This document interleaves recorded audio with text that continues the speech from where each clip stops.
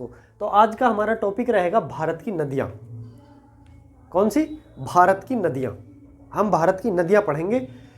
तो इसमें भारत की जो हमारी नदियाँ हैं, या उनको बात करूँ मैं उत्तर वाली नदियाँ, या फिर मध्य भारत की नदियाँ, या फिर दक्षिण भारत की नदियाँ, ठीक है, या फिर वो जो भारत के करीब कर निकल रही हैं, या फिर मैं कहूँ जैसे पाकिस्तान की हो या चीन तिब्बत की हो, ये सभी इनके बारे में हम पूरा जानेंगे। साथ ही साथ जो भी इससे रिलेटेड कोई पॉइंट है, जैसे नदियों के किनारे बसे शहर हैं, ठीक, या फिर कौन सी नदी कहाँ से निकल रही है, कौन सा पर्वत श्रेणी से निकल रही है, वो सब पूरी डिटेल हम उसके बारे में जानेंगे, ठीक है। तो चलिए, अगर आप चैनल पर नए हैं, पहली बार हमारे साथ जुड़े हैं, तो चैनल को सब्सक्राइब कर लें, ठीक है। वीडियो को लाइक शेयर करना बिल्कुल ना भूलें। तो चलिए शुरू करते हैं। भारत की नदियाँ, ठीक, क्या है हमारा टॉपिक है आज का, भारत की नदियाँ, ठीक। अब हम भारत की नदियों को दो पार्टों में तोड़ेंगे। एक वो जो हिमालय से निकलने वाली नदियाँ हैं, कौन सी? हिमालय से निकलने वाली नदियाँ, और दूसरा है प्रायद्वीपीय वाली नदियाँ। अब हिमालय से निकलने वाली कौन सी नदियां हैं और प्रायद्वीपीय वाली कौन सी नदियां हैं, ये जान लेते हैं। देखिए, हिमालय से निकलने वाली नदियां सिंधु नदी तंत्र। अगर नदियों के बारे में हम पढ़ते हैं, उनको जानना चाहते हैं, तो सिंधु नदी तंत्र बहुत ही इंपॉर्टेंट टॉपिक है नदियों के बारे में अगर हम देखा जाए, ठीक है। इसमें काफ़ी नदियाँ शामिल हैं, काफ़ी क्या 6 नदियाँ इसमें आती हैं। अब वो 6 नदियाँ बहुत ही रोल रखती हैं एक नदियों के, अगर हम टॉपिक की बात करते हैं तो उसमें बहुत अहम रोल रखती है, ठीक है। तो सिंधु नदी तंत्र है, ब्रह्मपुत्र नदी तंत्र है और गंगा नदी तंत्र है, ठीक है। ये कौन सी है? हिमालय वाली नदियों की हम बात कर रहे हैं। उसके बाद अगर मैं प्रायद्वीपीय वाली नदियों की बात करता हूँ, तो मध्य भारत और दक्षिण भारत की, कौन सी? मध्य भारत और दक्षिण भारत की नदियाँ। इसमें हम प्रायद्वीपीय नदियों में कौन सी पढ़ेंगे? मध्य भारत और दक्षिण भारत की नदियाँ, जैसे नर्मदा है, ताप्ती है, कृष्णा है और गोदावरी नदी आदि हैं, ठीक है। ये वो नदियां मैंने लिखी हैं जो बहुत ही फेमस नदी हैं, जो खास तौर से एग्जाम में इनको पूछा जाता है। इनके ऊपर काफ़ी क्वेश्चंस आ चुके हैं और आने की संभावना है, ठीक है। उनको आज हम पढ़ेंगे।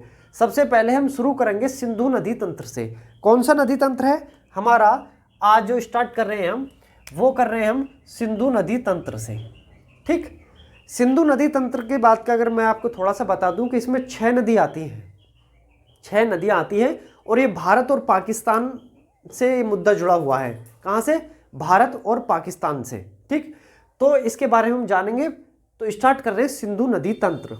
देखिए, सिंधु नदी तंत्र में 6 नदियां आती हैं। कौन कौन सी आती हैं? एक सबसे पहले सिंधु, दूसरी झेलम, तीसरी चिनाव, चौथी रावी, पांचवी व्यास और छठी सतलुज। जैसा कि आप देख पा रहे हैं बोर्ड पे, 6 नदियां सिंधु नदी तंत्र में आती हैं। सिंधु, झेलम, चिनाव, रावी, व्यास और सतलुज। अब हम स्टार्ट करेंगे सिंधु नदी तंत्र से, ठीक। सिंधु नदी तंत्र में पहली नदी पढ़ेंगे हम सिंधु नदी। सिंधु नदी को एक अन्य नाम भी है जिसको कहते हैं इंडस नदी। बहुत, अगर इंग्लिश में हम बात करते हैं, अगर इंग्लिश में बोला जाएगा तो इंडस नदी बोला जाएगा।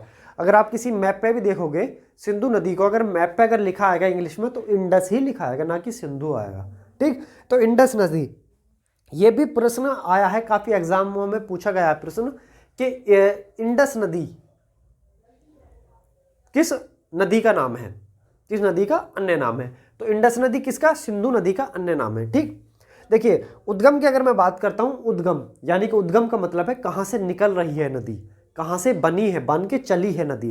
तो मानसरोवर झील के निकट, मानसरोवर झील के निकट प्रश्न ऐसे भी आता है कि सिंधु नदी का उद्गम स्थान कहाँ है। तो ऑप्शन में मानसरोवर भी आता है, मानसरोवर झील भी आता है, लेकिन मेन जो पॉइंट है आज हम वही पढ़ेंगे, बिल्कुल जो मेन पॉइंट है। मानसरोवर झील से नहीं निकलती, मानसरोवर झील से नहीं निकलती, बल्कि उसके निकट बोखरचू नामक ग्लेशियर है। कौन सा? बोखरचू नामक ग्लेशियर है। ये आप देख पा रहे होगे, बोखरचू नामक ग्लेशियर है, हिमानी, ठीक है, हिमानी ग्लेशियर, एक ही बात है, वहां से निकल के चलती है। लेकिन अगर मैं बात करता हूं किसकी? श्रेणी की, कि पर्वत श्रृंखला कौन सी है, वो श्रेणी कौन सी है, तो वो कौन सी है? कैलाश पर्वत श्रृंखला है। अगर श्रृंखला की भी बात पूछी जा सकती है, क्वेश्चन आ सकता है कि जो हमारी सिंधु नदी है वो किस पर्वत श्रृंखला से निकलती है, तो किससे, कैलाश पर्वत श्रृंखला से निकलती है। ये आप अपनी कॉपी में नोट करते हैं इन पॉइंटों को, बहुत ही इंपॉर्टेंट है। अगर मैं देश की बात करता हूँ, देश की, किस देश से निकलती है, किस देश से निकलती है सिंधु नदी, ठीक, तो वो तिब्बत चीन, यानी कि जो तिब्बत है वो चीन के कब्जे में है, तो इसको तिब्बत, अगर ऑप्शन में तिब्बत आता है तो तिब्बत राइट है, चीन आता है तो चीन भी राइट है, ठीक है, तो तिब्बत चीन, ठीक। चलिए, और अगर दोनों आ जाते हैं, तिब्बत भी और चीन भी, तो तिब्बत राइट आंसर है। कौन सा, तिब्बत राइट आंसर माना जाएगा, तिब्बत। ये पॉइंट आप नोट करते रहें, ठीक। क्या जाना हमने, उद्गम स्थान क्या है, मानसरोवर झील के निकट बोखरचू नामक ग्लेशियर से ये निकलती है। और अगर पर्वत श्रृंखला की बात करता हूं तो कैलाश पर्वत श्रृंखला है जहां से निकलती है, ठीक है। देश कौन सा है, तिब्बत चीन, ठीक। चलिए, इसके आगे जानते हैं इसकी कुल लंबाई के बारे में। अगर हम बात कर लेते हैं तो 2880 किलोमीटर इसकी कुल लंबाई है, सिंधु नदी की 2880 किलोमीटर। अगर मैं भारत की बात करता हूं, भारत की, कि भारत में कितनी है, तो 1114 किलोमीटर, कितने, 1114 किलोमीटर भारत में बहती है। उसके बाद देखिए, सिंधु नदी सबसे पहले तिब्बत से निकलती है, तिब्बत के बाद में फिर ये लद्दाख में, भारत के लद्दाख में प्रवेश करती है, और उसके बाद में फिर ये पाकिस्तान चली जाती है। सिंधु नदी 3 देशों में बहती है। हालांकि सब पॉइंट मैंने क्लियर करो इसमें लिखे हुए हैं, लेकिन मैं आपको बता देता हूं, जो भारत में जो बहती है तो ये 1114 किलोमीटर ही केवल भारत में बहती है, बाकी 2880 किलोमीटर इसकी कुल लंबाई है, किसकी, सिंधु नदी की। इसके बाद अगर मैं मोहाना की बात करता हूं, इसका मोहाना यानी कि कहां जाके गिरती है, समाप्त हो जाती है, तो वो कहां, अरब सागर में, अरब सागर। और अगर देश की बात करता हूं, अंतिम देश कौन सा है, तो पाकिस्तान अंतिम देश है इसका बहने का, ठीक। चलिए, सहायक नदी का अगर मैं बात कर लेता हूं, सहायक नदी, सिंधु नदी की सहायक नदी, देखिए सिंधु नदी तंत्र में 6 नदियां शामिल हैं, 6 नदी शामिल है। कौन सी, सिंधु। हाँ, एक चीज और है कि अक्सर परीक्षाओं में, एग्जामों में इनका क्रम लगाने के लिए आता है, क्रम, और जो अक्सर बच्चे गलत कर देते हैं, तो क्रम हमें इसका जानना बहुत ज़रूरी है, हमें आना चाहिए। सबसे ऊपर, सबसे पहले सिंधु नदी आती है, फिर झेलम आती है, फिर चिनाव, फिर रावी, फिर व्यास और फिर सतलुज। ये 6 नदी हैं, तो इनका क्रम भी हमें याद करना ज़रूरी है, ठीक। अगर मैं सहायक नदी की बात करता हूँ, सिंधु नदी की सहायक नदी, ठीक, तो जो हमारी 6 नदियां हैं, 6 में से एक तो सिंधु नदी हो गई, और बाकी की जो बची 5 नदियां हैं वो इसकी सहायक नदियां हैं। इसके अलावा बहुत सारी सहायक नदियां हैं, लेकिन जो मेन सहायक नदी है वो 5 सहायक नदी हैं। अगर सिंधु नदी तंत्र की मैं बात करता हूं, सिंधु नदी में कौन कौन सी हो गई, सिंधु तो एकमात्र वो नदी होगी जो हम पढ़ रहे हैं। इसके अलावा जो इसकी 5 सहायक नदी है, कौन सी, झेलम, चिनाव, रावी, व्यास और सतलुज, ठीक। इन 5 नदियों में, 5 क्या, अगर मैं सिंधु नदी तंत्र की पूरी की अगर मैं बात करता हूं, तो जो चिनाव नदी है वो सबसे लंबी नदी है, चिनाव नदी सबसे लंबी नदी, चिनाव नदी। और अगर सबसे छोटी नदी है तो वो व्यास नदी है, सबसे छोटी लंबाई के हिसाब से, और सबसे लंबी कौन सी है, चिनाव नदी है, ठीक। एकमात्र वह नदी है व्यास नदी जो भारत से ही निकलती है और भारत में ही समाप्त हो जाती है, यानी कि इतनी कम लंबाई की नदी है, ठीक। और इसके अलावा सतलुज नदी, सिंधु नदी तंत्र की 2 नदियां ऐसी हैं जो भारत के बाहर से निकलती हैं, भारत के बाहर से निकल के आती हैं, तो वो कौन सी हैं, सबसे पहले सिंधु नदी है और सबसे अंतिम सतलुज नदी है। ये दोनों कहां से निकलती हैं, मानसरोवर झील के निकट से निकलती हैं दोनों नदियां। हालांकि सब कुछ आगे है, लेकिन फिर भी मैंने आपकी जानकारी के लिए बता दी, ठीक। सहायक नदियां कौन सी हो गई, झेलम, चिनाव, रावी, व्यास, सतलुज नदी, ये इनकी 5 सहायक नदी हो गई जो मेन है। इसके अलावा बहुत सारी हैं, इसके अलावा बहुत सारी है, लेकिन ये सबसे मेन है और अक्सर यही पूछी जाती है।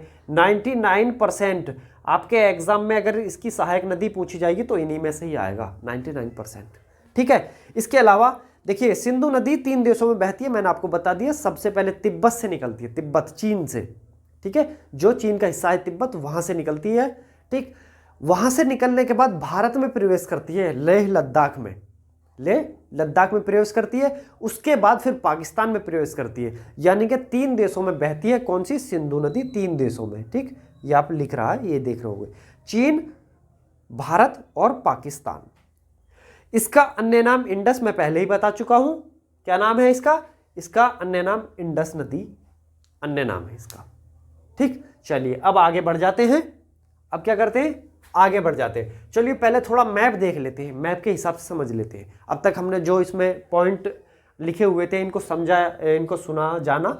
अब इन पॉइंटों को हम मैप पे देखते हैं, थोड़ा समझने की कोशिश करते हैं। ठीक, तो चलिए देखिए, सिंधु नदी तंत्र, सिंधु नदी तंत्र 6 नदियां हैं। एक बार फिर से इनका क्रम याद कर लीजिए। सबसे ऊपर आती है सिंधु नदी, उसके नीचे झेलम, उसके नीचे चिनाब, उसके नीचे रावी, फिर व्यास और फिर सतलुज, यानी कि 6 नदी। ठीक, तो ये देखो, ये हमारा तिब्बत वाला भाग है, चीन का भाग है ये। ठीक, चीन तिब्बत, ये हमारा मानसरोवर झील, कैलाश पर्वत श्रेणी, और ये ग्लेशियर है हमारा। ठीक है, बोखरचू ग्लेशियर जहां से निकलती है। मानसरोवर झील नॉर्मली एक दे देता है, नॉर्मली दे देता है।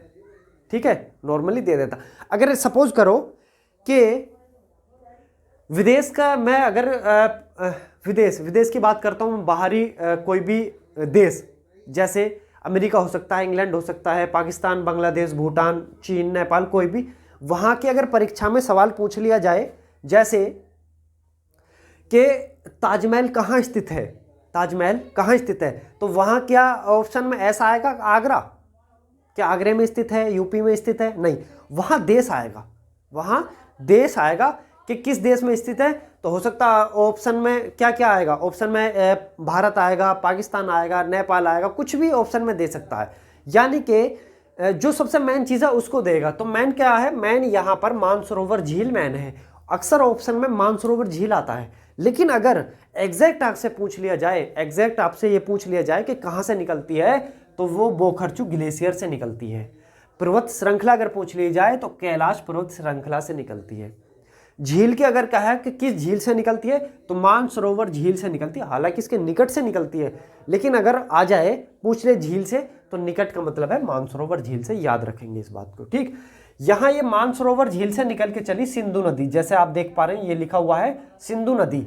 यहाँ जाकर जो भारत का, देखो ये जो पॉइंट है ना, ये वाला जो आपको ये रेड पॉइंट दिखाई दे रहा होगा, यहाँ से भारत में प्रवेश करती है, इस पॉइंट से भारत प्रवेश करती है, और इसी को दम चौक बोला जाता है। इस पॉइंट का नाम है दम चौक। दम चौक, ये जो पॉइंट है ना, ये दम चौक अरुणाचल प्रदेश वाला पॉइंट है। ऑक्साई चीन, जो अक्सर आपको सुनने में आता होगा, जो भारत और चीन के बीच युद्ध होता है, ऑक्साई चीन का वह नाम आता है, ऑक्साई चीन का नाम होता है। तो वह ये ऑक्साई चीन में ये पॉइंट है दम चौक, वहां से एंट्री करती है भारत के लद्दाख में, भारत के लद्दाख में दम चौक। ठीक है, आपको समझ आ रहा है ना, इस पर नोट करते रहे।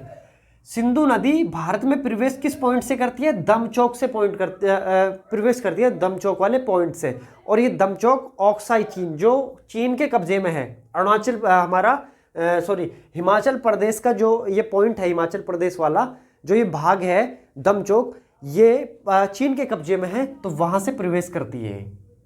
ठीक है, वहां से प्रवेश करने के बाद ये लद्दाख से होती हुई ये पाकिस्तान में चली जाती है। लेकिन एक सवाल और इस पर बनता है कि सिंधु नदी के किनारे, अगर मैं देश की बात करता हूँ, किसी शहर की बात करता हूँ, तो लेह लद्दाख शहर कौन से किनारे, नदी के किनारे है, सिंधु नदी के किनारे लेह लद्दाख, ये आप देख रहे होंगे ये वाला पॉइंट, ये लेह लद्दाख है, लेह लद्दाख। और लेह लद्दाख के बारे में अगर मैं बता दूं तो ये भारत का सबसे कम वर्षा वाला शहर कौन सा है, लेह लद्दाख, यहाँ सबसे कम वर्षा होती है। ठीक है, यहां से आगे ये श्योक नदी इसमें आके मिल जाती है। ये किसकी, ये हमारी सिंधु नदी की उपनदी है, सिंधु नदी की उपनदी। दाहिने से शामिल होने वाली श्योक नदी सिंधु नदी की उपनदी है। ठीक है, इसके ऊपर यहां पर हमारा जो लेह लद्दाख में है गॉडविन ऑस्टिन K2 के नाम से फेमस है। ये विश्व की दूसरी सबसे ऊंची चोटी है, गॉडविन K2। इसकी अगर मैं बात करता हूं, अगर इसकी कुल लंबाई की अगर मैं बात करता हूं, तो 8,611 मीटर, 8,611 मीटर इसकी लंबाई है, मतलब ऊंचाई है, ऊंचाई। ठीक, कितनी, 8,611 मीटर इसकी ऊंचाई है, गॉडविन ऑस्टिन। ठीक है, K2 के नाम से फेमस है। ये वर्ल्ड की दूसरी सबसे हाईएस्ट, सबसे ऊंची चोटी है, गार्डविन ऑस्टिन K2। और फर्स्ट की कौन सी है? फर्स्ट की माउंट एवरेस्ट। फर्स्ट की कौन सी है? Mount Everest. और थर्ड में कौन सी आती है? काराकोरम। ठीक, चलिए याद रखेंगे। चलिए आगे बढ़ते हैं। देखिए, जब ये यहां से लेह लद्दाख से होकर गुजरती है और ये भारत का अंतिम पॉइंट, भारत और पाकिस्तान के बीच जब पाकिस्तान में प्रवेश करती है सिंधु नदी, जब पाकिस्तान प्रवेश करती है तो ये एक पॉइंट है, ये वाला पॉइंट। ठीक है, इसको बोलते हैं चिल्हड़ दर्किस्तान के, एक जगह है चिल्हड़ दर्किस्तान, चिल्हड़, ये पाकिस्तान का ही भाग है। तो इस पॉइंट से ये पाकिस्तान में प्रवेश कर जाती है सिंधु नदी। कौन सा पॉइंट है वो? चिल्हड़ दर्दिस्तान, दर्दिस्तान का चिल्हड़ पॉइंट है, वहां से ये सिंधु नदी इसमें प्रवेश कर जाती है और अरब सागर में आकर मिल जाती है। कहाँ मिल जाती है? अरब सागर में। अब इसकी मैं बात कर लेता हूं, इसकी जो उपनदियां हैं या सिंधु नदी तंत्र की और जो नदियां हैं। देखिए, झेलम नदी है, झेलम। ठीक, झेलम नदी चिनाव नदी में, चिनाव नदी देखिए आप देख पा रहे होंगे, चिनाव नदी है। ये वो नदी है जो सिंधु नदी तंत्र में सबसे ज्यादा लंबी नदी है, चिनाव नदी सबसे ज्यादा बहती है। कौन सी नदी? चिनाव नदी। तो चिनाव नदी में ही झेलम नदी ऊपर से आके मिल जाती है, ऊपर से आके मिल जाती है। और इसके नीचे रावी नदी है जो, अब बात करते हैं रावी नदी की। तो रावी नदी है, ये भी चिनाव में आके मिल जाती है रावी नदी। ये रावी नदी का पॉइंट है, यहां आकर ये इसमें मिल जाती है। कौन सी नदी में? चिनाव नदी में, नीचे से। ठीक, अब इसके अलावा इसके नीचे आ जाती है व्यास नदी। ये आप देख पा रहे होंगे, ये वाला पॉइंट व्यास नदी। ये व्यास नदी सतलुज नदी में आके मिल जाती है। ठीक है, यही वो नदी है जो सिंधु नदी तंत्र में सबसे छोटी नदी है, जो केवल भारत से निकलती है और भारत में ही खत्म हो जाती है। ये वो नदी है। ठीक, और चिनाव नदी वो नदी है जो सिंधु नदी तंत्र में सबसे ज्यादा लंबी नदी है। कौन सी? चिनाव नदी। अब बात करते हैं सबसे अंतिम और सबसे नीचे वाली नदी। सबसे नीचे वाली नदी कौन सी? सतलज नदी। ये मानसरोवर झील के यहीं से निकल रही है और आकर कहां मिल जाती है? अरब सागर में। ठीक, अरब सागर में कब मिलती है? पहले चिनाव में आके मिलती है, यानी कि चिनाव में मिल जाती है और चिनाव ही इसके पानी को लेकर अरब सागर में डाल देता है लाके। ठीक, तो आपने 6 नदी पढ़ी। कौन सी? सिंधु, झेलम, चिनाव, रावी, व्यास और सतलुज। इनको मैप के माध्यम से जाना। हाँ, एक पॉइंट और देखिए, जब चिनाव और सतलुज नदी जहां जिस पॉइंट पे मिलती है उसको मिठनकोट बोला जाता है। वो पॉइंट कौन सा है? मिठनकोट। ये आप देख पा रहे होगे, मिठनकोट वो पॉइंट है जहां चिनाव और सतलुज आपस में मिलती हैं आके, उसको मिठनकोट बोला जाता है उस पॉइंट को। ठीक, और आके ये अरब सागर में गिर जाती है। यहां तक समझ आया? उम्मीद करता हूं अच्छे से समझ आ रहा होगा। कॉपी में नोट करते रहिए। कोई डाउट है तो आप मुझसे कमेंट के माध्यम से आप पूछ सकते हैं, कोई अगर डाउट है आपका। चलिए, इसके अलावा अब थोड़े से पॉइंट हम जान लेते हैं। जैसे हिमाचल प्रदेश व पंजाब में खेती के लिए उपयोगी नदी है। कैसे? मैं बता देता हूं। हिमाचल प्रदेश और पंजाब, ये कौन सा क्षेत्र है हमारा? ये क्षेत्र है हमारा हिमाचल प्रदेश वाला। और ये क्षेत्र कौन सा है? ये हमारा पंजाब वाला, इधर पंजाब का क्षेत्र है। ठीक, तो जो हमारी सतलज नदी है, सतलज नदी का पानी किसके लिए उपयोगी है? पंजाब के लिए उपयोगी है। सिंधु नदी का हिमाचल प्रदेश के लिए बहुत ज्यादा उपयोगी है। तो इनके पानी से यहाँ की जो खेती है वो बहुत ज्यादा अच्छी हो जाती है। कौन से राज्य हैं? हिमाचल प्रदेश और पंजाब वाला राज्य। ठीक है, अब ये मत समझना कि मैंने इतना गोला बना दिया, इतना लंबा, और उसमें सभी नदियां शामिल कर ली।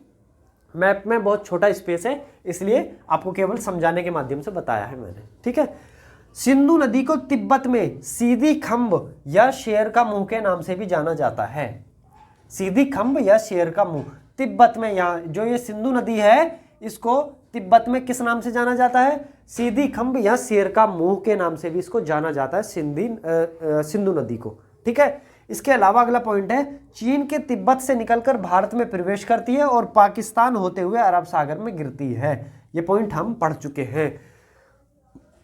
सिंधु नदी तिब्बत से चलेगी, तिब्बत से निकलेगी, और ये दम चौक वाला जो पॉइंट है हमारा ऑक्साई चीन वाला, जो हिमाचल प्रदेश का भाग है, चीन के कब्जे में है, वहां से ये लेह लद्दाख में प्रवेश करेगी भारत में। और उसके बाद में ये जो पॉइंट है हमारा चिल्लड़ दर्दिस्तान वाला, यहां से इस पॉइंट होते हुए पाकिस्तान में प्रवेश कर जाती है। तो यही इस पॉइंट में लिखा हुआ है, चीन के तिब्बत से निकलकर भारत में प्रवेश करती है और पाकिस्तान होते हुए अरब सागर में गिर जाती है। ठीक है, अगला पॉइंट है सिंधु नदी तंत्र की दो नदियां तिब्बत से आती है। मैंने आपको बताया था दो नदियां सिंधु नदी तंत्र की, सबसे पहली और सबसे अंतिम। सबसे पहली कौन सी? सिंधु नदी, जो कि कहां से निकल रही है? कहां से निकल रही है? मानसरोवर झील के निकट बोखरचू ग्लेशियर नामक ग्लेशियर से निकलती है, जिसका नाम क्या है? ग्लेशियर क्या? बोखरचू। ठीक, कौन सी झील के निकट है? मानसरोवर झील के निकट है। अगर पर्वत श्रृंखला की मैं बात करता हूं तो कौन सा पर्वत श्रृंखला है? कैलाश पर्वत श्रृंखला है वो। ठीक है, वहां से निकलती है। इसके अलावा और एक अंतिम नदी है, जो दो नदियां हैं, अंतिम कौन सी है? सतलज नदी है। ठीक, सिंधु नदी व सतलज नदी, यही दो नदियां हैं जो तिब्बत से आती हैं। ठीक, चलिए अगले पॉइंट है सिंधु नदी के दाहिने तट पर लेह शहर स्थित है। मैंने आपको बताया था जब ये दम चौक से होकर भारत में प्रवेश करती है तो इसी नदी के किनारे लेह लद्दाख हमारा शहर स्थित है। ये लेह लद्दाख वह शहर है जहां भारत में इस शहर में सबसे कम वर्षा होती है। वो कौन सा पॉइंट है? लेह लद्दाख वो शहर है, वो ये वाला पॉइंट है, लेह लद्दाख। ठीक है, ये भी पॉइंट आपको समझ आ गया होगा। इसके अलावा सिंधु नदी की सबसे बड़ी सहायक नदी, सिंधु नदी की सबसे बड़ी सहायक नदी की अगर मैं बात करता हूं तो वो चिनाब नदी है। मैंने आपको पहले भी बताया था, ये चिनाब नदी, कौन सी चिनाब? ये वाली चिनाब नदी, ये चिनाब नदी है ये वाली, और ये पूरी आगे यहां मिल जाती है चिनाब नदी। सबसे बड़ी सहायक नदी यानी कि सबसे लंबी सहायक नदी कौन सी है? चिनाब नदी है। और पाकिस्तान की सबसे लंबी व राष्ट्रीय नदी कौन सी है? सिंधु नदी है। पाकिस्तान की सबसे लंबी नदी और यही राष्ट्रीय नदी भी है पाकिस्तान की, कौन सी? सिंधु नदी। ठीक, चलिए और अगला पॉइंट क्या है? सिंधु नदी तंत्र समझौते की अगर मैं बात कर लेता हूं, सिंधु नदी तंत्र समझौते की अगर मैं बात करता हूं तो ये कब हुआ था? 19 सितंबर 1960 को हुआ था। सिंधु नदी तंत्र समझौता भारत और पाकिस्तान के बीच हुआ था। भारत और पाकिस्तान के बीच हुआ था सिंधु नदी तंत्र समझौता। डेट की अगर मैं बात करता हूं तो 19 सितंबर है, और अगर सन की बात करता हूं तो 1960 है, 1960। ठीक है, ये जो हमारा समझौता हुआ था क्यों हुआ था? भारत और पाकिस्तान के बीच में झगड़ा होता था, अक्सर इन नदियों के जल को लेकर विवाद होता था, तो इसका समझौता कराया। किसने कराया? वर्ल्ड बैंक ने समझौता कराया इनका, भारत और पाकिस्तान का। वर्ल्ड बैंक आप समझते होंगे, वर्ल्ड बैंक, विश्व बैंक की मैं बात करता हूं, जिसके अगर स्थापना की मैं बात करता हूं तो 1944 में हुई थी वर्ल्ड बैंक की स्थापना। अगर मुख्यालय का मैं बात करता हूं तो वाशिंगटन डीसी, वाशिंगटन डीसी कहाँ? यूएसए, यूनाइटेड स्टेट्स अमेरिका में इसका मुख्यालय है। ठीक है, तो चलिए इसका जो समझौता हुआ था भारत पाकिस्तान के बीच हुआ था, 1960 में हुआ था। उस समय तत्कालीन प्रधानमंत्री भारत के थे पंडित जवाहरलाल नेहरू। कौन? पंडित जवाहरलाल नेहरू। और पाकिस्तान के राष्ट्रपति थे अयूब खान। कौन थे? अयूब खान। इन दोनों के उस पर हस्ताक्षर हुए थे। सिंधु नदी तंत्र समझौते पर हस्ताक्षर किस किस के हुए थे? भारत के तत्कालीन प्रधानमंत्री पंडित जवाहरलाल नेहरू और पाकिस्तान के तत्कालीन राष्ट्रपति अयूब खान के इस पे हस्ताक्षर हुए थे। और इस हस्ताक्षर होने पर जो समझौता हुआ था, इसमें क्या तय हुआ था? इसमें यह तय हुआ था जो ऊपर की तीन नदियां हैं समझे, ऊपर की तीन नदियां, सिंधु नदी, झेलम नदी और चिनाब नदी, ऊपर वाली तीन नदियां, ये तीन नदियां पाकिस्तान को दी गई। ये तीन नदी किसको दी गई? पाकिस्तान को दी गई। और नीचे की तीन नदी रावी नदी, व्यास नदी और छठे नंबर की सतलुज नदी, ये भारत को दी गई। यानी कि इन ऊपर की तीन नदी सिंधु, झेलम और चिनाब, इनकी तीन नदियों का जो जल है उसका जो उपयोग करेगी वो पाकिस्तान करेगी, इसमें भारत का कोई हस्तक्षेप नहीं होगा। और नीचे की जो तीन नदी बची रावी, व्यास और सतलज, इसका जल का उपयोग कौन करेगा? भारत करेगा, इसमें पाकिस्तान का कोई हस्तक्षेप नहीं होगा। हालांकि हस्तक्षेप का मतलब है कि पानी को रोक देना, पानी को रोक देना। हालांकि अगर भारत को पानी की जरूरत पड़ती है तो सिंधु, झेलम, चिनाब तीनों नदी से अगर पानी की जरूरत पड़ती है, आवश्यकता होती है, तो भारत इस पानी का उपयोग कर सकता है, लेकिन पूर्णतः इसके पानी को रोक नहीं सकता। यह भी समझने वाला पॉइंट है। कौन सी नदी? सिंधु, झेलम और चिनाब नदी, इनके पानी का उपयोग भारत कर सकता है। कोई विभिन्न परिस्थिति आ जाए, पानी की आवश्यकता है तो इसके पानी का उपयोग कर सकता है और करता भी है। ठीक है, लेकिन पूर्णतः प्रतिबंध, पूर्णतः रोक नहीं सकता। ऐसा नहीं कि भारत में इसका पानी को रोक लिया जाए और पाकिस्तान को ना दिया जाए। ये समझौते पर इस बात का हस्ताक्षर हुए थे। तो ऊपर की 3 नदियां किसको दी गई? पाकिस्तान को दी गई। कौन सी? सिंधु, झेलम, चिनाब। और नीचे की 3 नदियां किसको दी गई? भारत को दी गई, जिसमें रावी, व्यास और सतलज शामिल है। ठीक है, चलिए ये पॉइंट आपको समझ आ गया होगा। ये मैंने लिखा हुआ, पाकिस्तान के पास 3 नदियां थी, सिंधु, झेलम, चिनाब ऊपर की 3 नदियां, और भारत के पास 3 नदियां रही, रावी, व्यास और सतलज नीचे की 3 नदियां। ठीक, चलिए इसके अलावा अब बात कर लेते हैं सिंधु नदी की उपनदियों के बारे में। उपनदियां, ठीक है, सिंधु नदी की उपनदियां। कुछ ऐसी नदियां हैं जो बाएं से शामिल हो रही हैं और कुछ ऐसी उपनदियां हैं जो दाहिने से शामिल हो रही हैं, मिल रही हैं आके। अब उनको जान लेते हैं। देखिए ये पॉइंट है हमारा, कौन सा?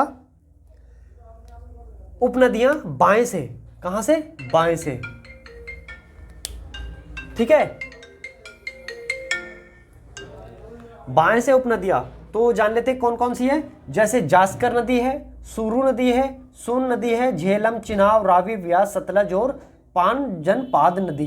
ये वो नदियां हैं जो सिंधु नदी की उपनदियां हैं और ये बाएं से आके मिल रही है। बाएं से का मतलब है कि इधर से आके मिल रही है, ये इस साइड से, ऐसे बाएं से। ठीक है, इसके बाद उपनदियां की अगर मैं बात करता हूं दाहिने से, तो श्योक नदी है, हुंजा नदी है, गिलगित है, स्वात, कुनार, काबुल, कुर्रम और गोमल, झोब नदी आदि। ये वो नदियां हैं जो सिंधु नदी में दाहिने से आके मिल रही हैं, दाहिने से आके मिल रही हैं। ठीक, तो ये आपको मैंने लिख दिया है बोर्ड पे, इसको आप उतार लीजिए, समझ लीजिए बहुत अच्छे से। कोई पॉइंट नहीं समझ आया है तो मुझे बता दीजिए कमेंट में, या फिर मेरा व्हाट्सएप नंबर है 7520828487, उस पर आप मुझे मैसेज कर सकते हैं। ठीक, चलिए इसके अलावा एक पॉइंट और है। वो पॉइंट है जैसे हमारे सिंधु नदी के तट पर, किनारे पर कौन कौन से शहर स्थित हैं, कौन कौन से शहर स्थित हैं। हालांकि हमारे भारत का केवल एक ही शहर है, वो है लेह लद्दाख। इसके अलावा सभी शहर वो किसके हैं? पाकिस्तान के हैं सभी शहर, पाकिस्तान के हैं सभी शहर। ज़्यादा एग्जाम के पॉइंट ऑफ व्यू ज़्यादा इंपॉर्टेंट नहीं है, लेकिन कुछ शहर ऐसे हैं जो अक्सर एग्जाम में पूछे गए हैं और आने की संभावना है, जो हम आने वाली हमारी नदियां हैं जैसे झेलम, चिनाब, रावी, व्यास, सतलुज, ये जब हम इन नदियों को पढ़ेंगे तो उसमें उन क्षेत्रों का, इन शहरों का भी जिक्र करेंगे। लेकिन इसके अलावा मैं फिर भी एक आपको एक नोट्स क्लिप मैं इसको ऐड कर दूंगा इस साइड में। ये वो शहर रहेंगे जो सिंधु नदी के तट पर स्थित है। ठीक है, मैं इस पर बोर्ड पे थोड़ी स्पेस नहीं था इसलिए मैं लिख नहीं पाया, लेकिन इसका एक मैं फोटो आपको डाल दूंगा इधर, तो आप उससे देख लीजिए। हालांकि केवल एक ही शहर है अपना भारत का, वो कौन सा है? लेह लद्दाख, जो सिंधु नदी के। इसके अलावा सभी जो शहर हैं वो पाकिस्तान के हैं, सभी शहर कहाँ के?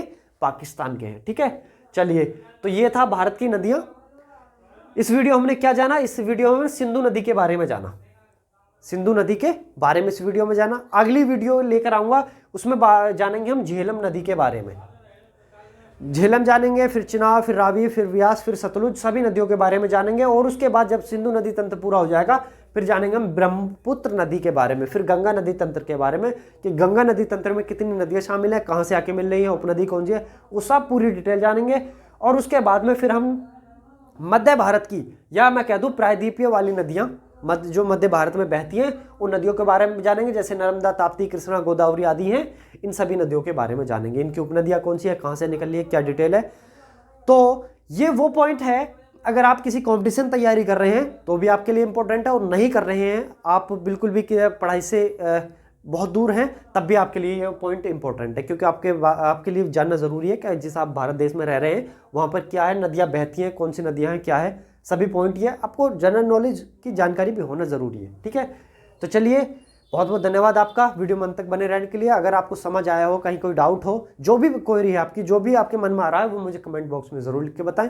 आपका चैनल का नाम है नौकरी 24, इस पर इसी तरह की वीडियोज़ आपको टॉपिक वाइज वीडियो में आपको दूंगा, तो चैनल को सब्सक्राइब कर लें, वीडियो को लाइक शेयर ज़रूर करें। बहुत मेहनत लगती है इसको बनाने में, आप तक पहुँचाने में। ठीक है, तो चलिए मिलते हैं अगली वीडियो में, तब तक अपना ख्याल रखें। जय हिंद, जय भारत।